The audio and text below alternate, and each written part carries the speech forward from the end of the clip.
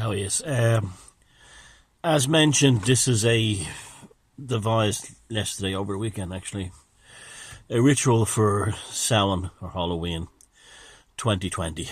And regarding those of you who wish to see the end of this COVID-19 occupational government tyranny that has been ravaging the Western world in particular, and has allowed very devious and very horrible individuals to rise to power, and basically used as a license to get people with depression to kill themselves, to ruin families economically, and to create a sense of absolute terror and fear that has damaged us as a people to our very souls. They've tried to rape our souls.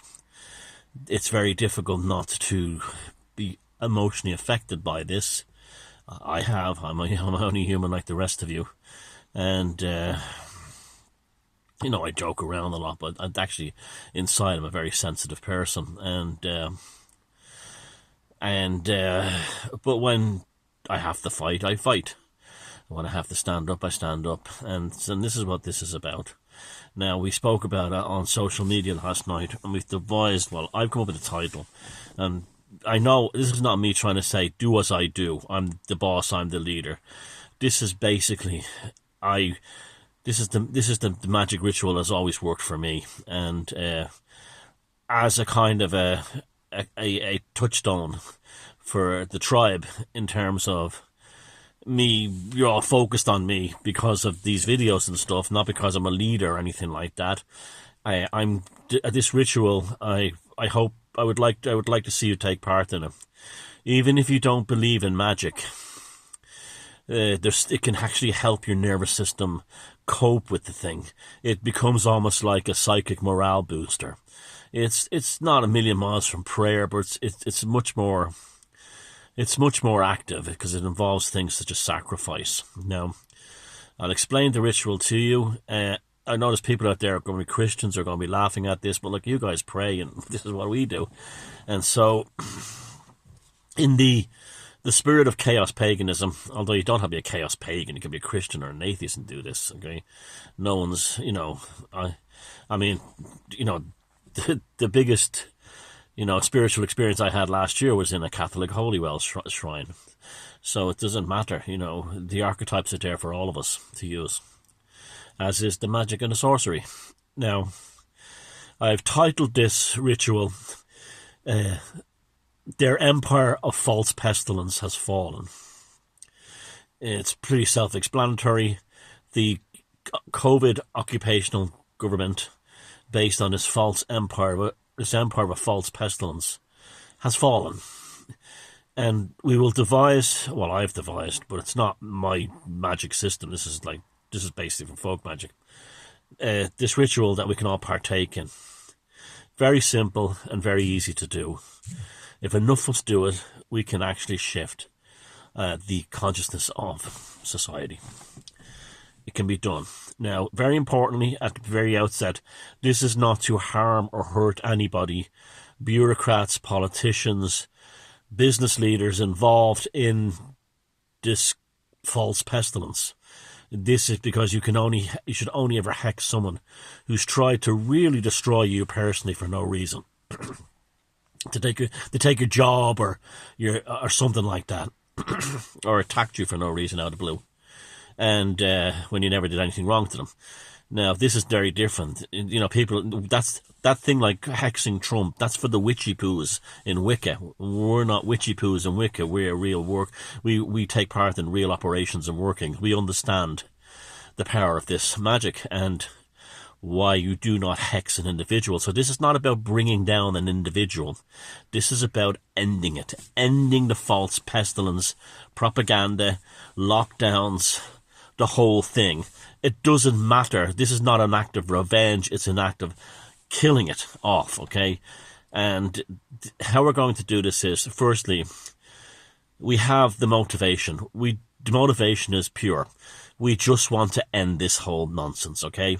Even if it's a real pestilence, we want the thing to die. Not only do we want the propaganda that's built upon this monumental bullshit on top of basically a rather mundane flu that's affected very few people relatively, but also to end the flu itself. So it's motivated in two things: relieving people from fear and relieving people from illness. So therefore, it's pure. It's not profane. It's not harming anybody. It's helping everybody, regardless of who they are. So this is the motivation of it. So those of you who think that all Christians who think that all magic is black magic, no, we're helping everybody. We're helping everybody. Okay. So that we have a pure intent. We have a pure intent. Okay. Now the next thing we have to do is to channel our feelings personally about this situation into a simple graphic or a few lines of text. So, for instance, if your teenage daughter's going through a bad time because she can't see her boyfriend overseas or down the road, or her friends, she can't socialize properly, try to put her feelings into that text. If you've been near suicidal over it, do that. A little image or text, very simple as you can make it. Don't write a manifesto. If you can.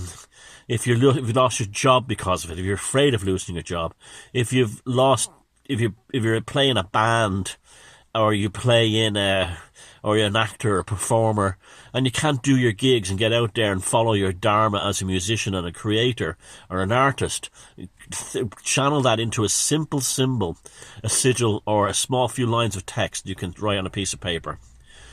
When you have that, go get a raw egg. Then write it in Sharpie pen or similar, or paint onto that egg shell. You can do it today. You can do it right up to Halloween. And I'll talk about the date of Halloween because there's issues there regarding that, the 31st of October. Now, you can do it now, or you can do it the day before the Halloween. But just do it, okay? And it's better if you do it in advance. Say, I usually pick 11 days in advance or something like that. But you can do it start right now.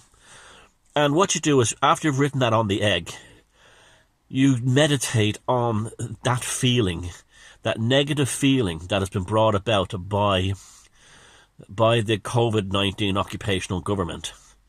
And you're charging it into the body of that egg. So, in other words, the ovum and the sac inside that egg. Okay, you're creating a magical creature inside there. And so you're affecting its DNA of what's in the ovum and what's in the egg, and you're transferring it. And how you do it is you imagine this, or the mantra, the empire of false pestilence has fallen, and you imagine this flowing through your nervous system, up and down your spinal column, through your blood, pumping through your heart, and then from your heart into your eyes, and then transmitting from your eyes, where the blood vessels are on the surface of your body, towards the sigil or the seal or the few lines of text written on that egg. And you just concentrate. Another important thing is don't take a photograph of it and put it up online, because someone could use that to hex you. So just do it. This is a personal thing into the collective. And on Halloween, under the full moon, go find a river. Now, a stream or a creek, or even flushing it down the toilet, will work. It's if you live on if you have a public sewer system, none of you have a septic tank. It has to be a public sewer system. But the important thing is the egg has to go into the water whole.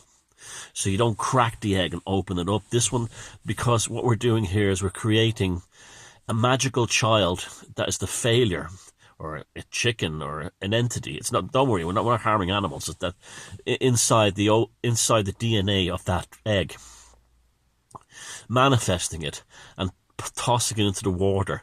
So when it cracks open in the water, or is eaten by an animal, or breaks on a rock, or dissolves, or whatever, rots away, that the fear-born, and that's what the actual entity inside the egg is called, a fear-born. And this fear-born is then released into the water, flows to the ocean, and its energy and its essence sinks to the bottom of the deepest abyss of whatever ocean your river, stream, or sewer system flows into. So if it's the Pacific, or it could be the Atlantic or the Indian Ocean, wherever, an Arctic Ocean, anywhere, but wherever it flows. So as you go to a bridge over this river, or on the side of this river, you toss the whole egg. Try not to hit any stones or anything. But if it breaks, that's not so bad. It's okay. But the ideal thing is to try and get it into the water whole. So a deep river is often better, or a deep section of a stream or a creek. And better still if you live near a significant river. I don't know, the Rhine, the Danube, the Shannon, the Hudson, the Mississippi, the Missouri, it just goes on and on. The Clyde, the Mersey, the Dee, the Amazon, the Ganges, just find yourself a river that has great significance, if you can find it, or, not necessary, but it just makes it more powerful, or a river that has a tributary that flows into that. So, don't throw it in a canal or anything like that, or a lake. It has to go into a flowing river that eventually enters into the ocean, or the sea. And this is what, as you're tossing the egg in, you'll recite the mantra, or the phrase, or the invocation: the empire of false pestilence has fallen. Let the egg go in, and then as the egg drifts away, it'll be in the night time, so you won't have it for much long. Won't maybe see it for much longer, if at all. And it's flowing away. It doesn't matter if it's under the full moon, if it's cloudy or not. You can even do it in the daytime once the full moon is up there. And imagine it flowing down into the ocean. If it's eaten by an animal, that animal eventually decays, and it will still go to the ocean, and it might break on a rock at some point, or it might just dissolve or something. But you see it flowing out the river, down the river, out into the tributaries, out into the estuaries, and then finally into the ocean, to be sequestered forever in the deepest abyss of that ocean, never to be found again. And that's what we all do. Now, the reason why I'm picking Halloween, and I know mostly I hear this crap from witchy poo types, and druid types, but cosplay druids. Yes, October 31st, Halloween, is not the true autumnal equinox. It doesn't matter. Between the discrepancies of the Julian and Gregorian calendars, it's still the date that the most psychic charge is fed into it by people. This is when the kids go trick-or-treating, this is when the bonfires happen, and this is when all that stuff goes on. That's the psychic charge is at its height. So that's the day. It's fine. It's perfect. More importantly, there's 2 moons. October 2020 is the only month that has 2 full moons, and that moon is on Halloween night. It's a hunter moon. It even makes it more powerful. So it's directly related to not only the goddess Selene's and Luna, but also the goddess Diana. The goddess Diana, or Artemis, is the goddess of the working class. Now, you do not invoke her, because she's kind of a moody, stroppy goddess. She doesn't like being evoked, but she's there to protect the working class, which, remember, this is what this is mostly aimed at. It's not just like we saw that with they didn't lock down Tory areas, and here we saw in Ireland the rich were still able to go to their golfing galas and so on. So it's basically the working classes, who are people who work and to survive. That includes lower middle class and so on. And she will intervene if she sees fit so, but it's not our place to invoke her. And that's it. Now, at the same time you do this, don't just use it also to get back at your ex-husband or something like that, because that will rebound on you, or a friend or something like that. Also, when you go home that night, between then and the end of the autumnal equinox, or as long as you want, that's what I usually do anyway, carry a pouch of salt in your bed. The salt, because we'll find after you've done the magical ritual, if you've never done it before, you are hit with a very, very powerful feeling. It's a tremendous sensation that will go through your system because of the whole ritual of it. Now, it's easy to get carried away, and you can be kind of buzzy. What the salt does around your person is not only protect your psychic space from pathological intrusions during these moments, but it also calms the energy around you, which is very important. So you kind of almost have a monkish reaction to it afterwards, rather than like, oh, we got the COVID gangsters, or you don't want that. You want to immediately, because what you do is it's done, it's ritual. When the ritual is closed, from the moment the sound of the egg hits the surface of the water, the ritual is closed. And you walk home, and you go home, and you live your life as you do. And, you don't concentrate on it doing that. You've done that during the ritual. It's best if you even forget about it. But now and again, of course, it'll pop into your consciousness. And it's okay in the first few days. I did it here, I did it there. In fact, I want to see people telling me what rivers they used and stuff if they want. But do not, under any circumstances, post a picture of the egg with the sigil or the seal or the text on it, okay? And rivers that are famous for salmon are also a very powerful one to use. The salmon of knowledge. You're tapping into this. The salmon is the creature who can live in the river and the oceans. It's, this kind of thing. So those rivers are often very powerful energetically. That's the reason why the salmon use them. And so there's powerful energies in them. And they always return to the ocean. There's always that power of the ocean. And so a salmon river is a very good one. So if you live in Alaska or somewhere like that, or Scandinavia, where there's these huge, Canada, these salmon rivers, it's great. But the St. Lawrence is fine. So, any river that has tremendous commerce is fine as well. The St. Lawrence, if you live in Montreal or that part of the world, right out to the estuary you can do it, and right to the very streams at top. The Mississippi, classic. The Mersey in Liverpool, classic. Anything. And the Mersey runs right through into Manchester, so you don't have to actually be at the docks in Liverpool. You can be up in the upper tributaries. And I'm going to be putting mine in a tributary of the Moy River, which is a very, very famous salmon river where I live, and it'll be into a stream that comes from a witch's cauldron that's named after that. And so it'll go into there. And so, it'll go into a very powerful river that's famous for salmon. So that's what I'll be doing. And, so it's important to do that. Or if there's a creek where it was a gold rush or something, any minerally infused creek. But the idea is to make sure it's flowing water. It doesn't matter how fast it is. If it's fast, it's actually better, by the way. And throw the egg in whole and then walk away. And let this infuse into the consciousness.